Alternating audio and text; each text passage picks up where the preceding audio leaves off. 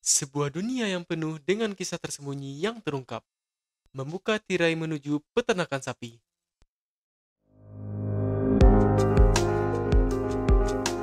Perlu kita sadari bahwa peternakan sapi di negeri ini bersifat substan, dengan segala usaha yang kecil dan penggunaan teknologi yang relatif sederhana. Sebelum memberi makan sapi-sapinya, dalam setiap harinya, peternak biasanya membersihkan sapi setiap pagi, agar makanan yang dimakan sapi tidak terkontaminasi oleh kuman atau penyakit yang terbawa pada sapi. Kalau kegiatannya cuma cari rumput aja, kasih makan, tuh cari rumput yang lain-lain lah istilahnya. Kalau membersihkan kandangnya setiap hari lah, pagi udah dibersihkan dulu. Supaya kalau nggak tuh kan cuma lalat enggak di badannya, supaya bersih dulu lah. Nggak cepat sapi itu dapat penyakit. Untuk makanan, Bapak Irin memberikan bahan pakan yang baik untuk pertumbuhan sapi-sapinya, seperti memberi makan sagu, ampas tempe, dan lain-lain. Tergantung jenis ini sapi yang ada di sini lah. Kalau prosedurnya kan makannya harus datar, istilahnya pagi, siang, sore. Kalau rumput, kalau kita kan cuma cari 2 karung. Kalau istilahnya kita pakai makanan tambahan kayak sagu, ampas, sama dedak. Itu cuma satu hari sekali, sore aja. Kalau biasanya kalau pagi kasih rumput, siangnya kayak jerami, kalau sorenya pakai sagu, ampas, dedak. Tuh, kalau aturan makanannya. Setiap hewan ternak pada biasanya akan sensitif terhadap penyakit. Maka dari itu, penggunaan obat-obatan kimia sangat jarang digunakan, kecuali pada sapi yang sudah parah penyakitnya. Kalau untuk pengobatan sapinya, obatnya cuma daun-daun pohon, kayak daun sirsa, daun lansano. Iya, kalau istilahnya nggak ada menggunakan vaksin kan. Kalau dia nggak dapat sakit tuh nggak digunakan vaksin. Istilahnya sakit gak parah.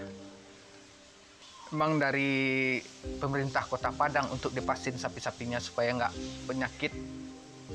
Kalau kena penyakit tuh kan kita lihat sapinya dulu.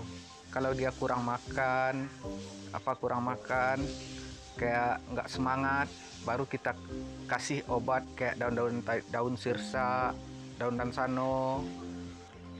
Ya kalau sekarang kita sudah mengikuti zaman, kayak kita cari rumput, nggak perlu pakai sabit, pakai mesin potong rumput aja lagi, supaya cepat dapatnya. Ya, kalau kayak sagu, ada mesin gilingnya.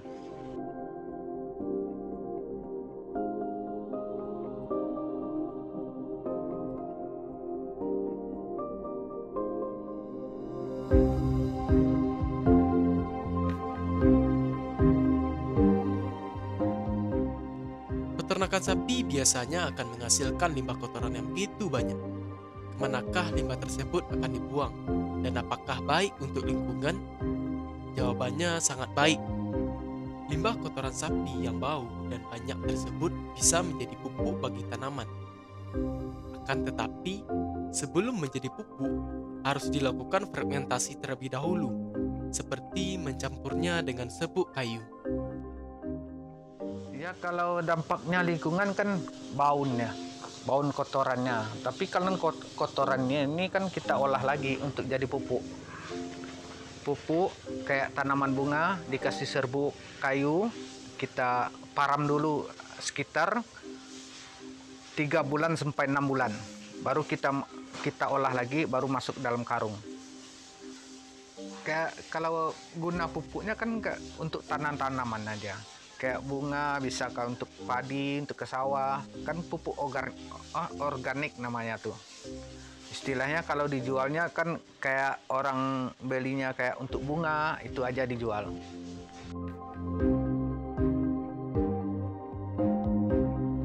Walaupun kotoran sapi menjijikkan, dari hasil pengolahan kotoran tersebut, kita bisa mendapatkan keuntungan dari segi pemanfaatan bagi lingkungan.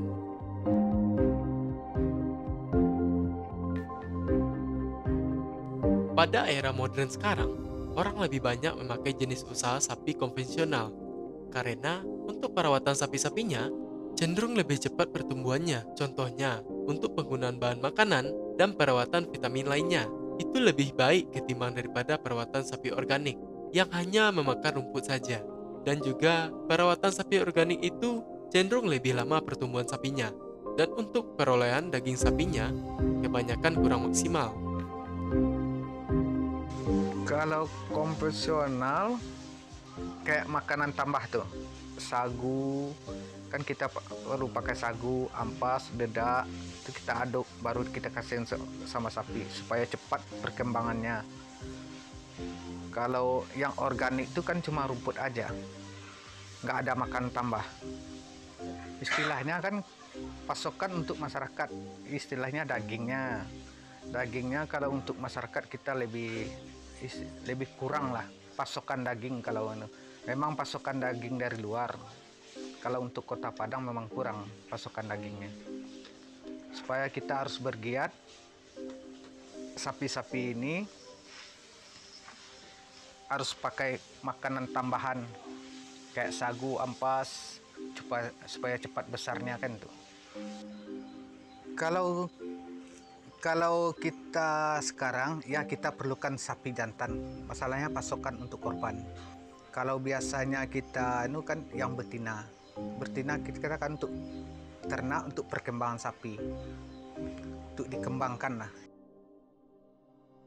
Untuk perolehan pesanan Pak Erit, kebanyakan mendapat pesanan dari sapi kurban karena kualitas daging dan perawatan sapi Pak Erit itu sudah memenuhi standar. Ya kalau kita pasokan sapi, kalau untuk hari raya korban sekitar 50 ekoran lah. Biasanya kan sapi untuk ternak kita cuma 15 ekor. Kalau sekarang pemintakan sapi untuk korban, kita pasokan sekitar 50 ekor.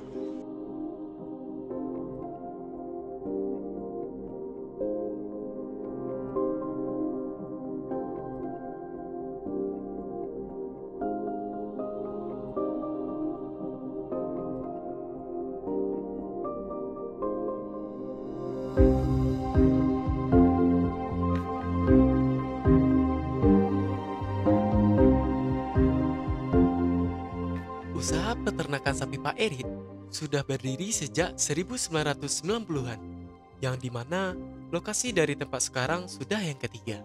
Awal mulanya dari kandang sapi rumahan dan sekarang sudah bisa memperluas banyak kandang dan juga menambah jumlah sapi-sapinya.